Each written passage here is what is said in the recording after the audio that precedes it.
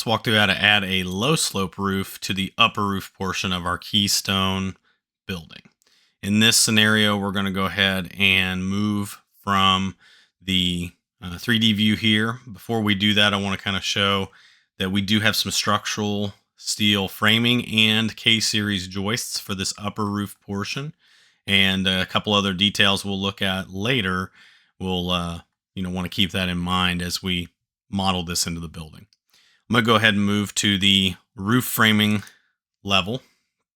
Here you'll see this is going to be where we're going to place our upper roof.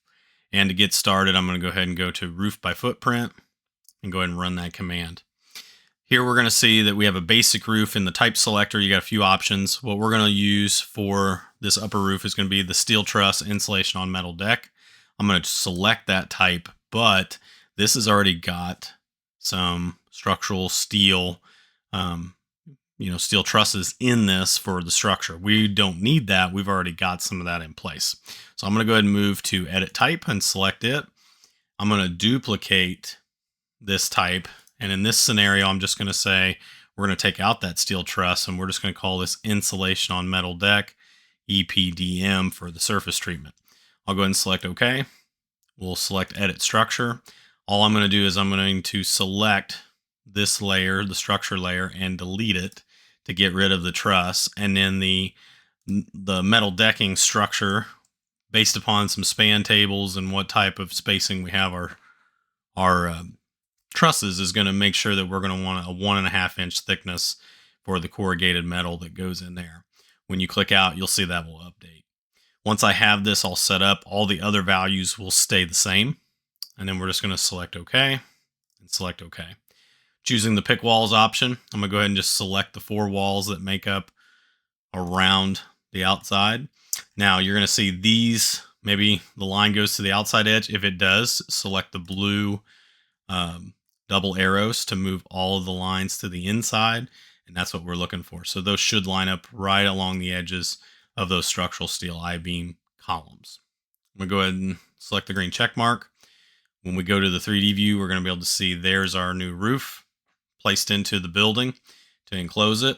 One thing that I will show here is that if I look at the side of this building, I'm going to go ahead and hide this wall here in this view and then select the roof, is you're going to see that our roof actually kind of interferes with the K-series joists.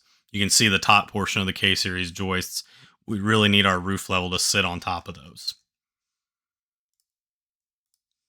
To make that work for us, I'm actually going to shift to the south elevation. I'm going to hide this wall just to be able to see that. And then I can kind of see that the roof here, you can tell by the type selector, we're selecting the roof. I'm going to just kind of do a temporary hide isolate just to hide the element. While I'm here, I can go ahead and pull a measurement, or I can either use a dimension, either one. I'm going to use the align dimension, select the top edge of this, select the top edge to see how much of an offset. I'm going to get a 2.5 inch offset that I need to apply. So what I can do here, I'm going to zoom out, just need to grab that number to be able to make that happen. I'm going to reset the temporary hide isolate and go ahead and unhide my roof, or my wall, I should say, that I used to show the roof. And then that way we can go ahead and apply that. So I'm going to go into my 3D view.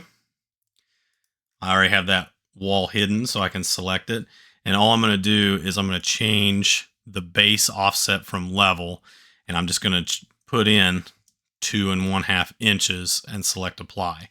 And now we're going to see that roof is now going to be sitting on top of the K-series joists rather than interfering with them. So that's going to be a lot more accurate representation of our roof being modeled.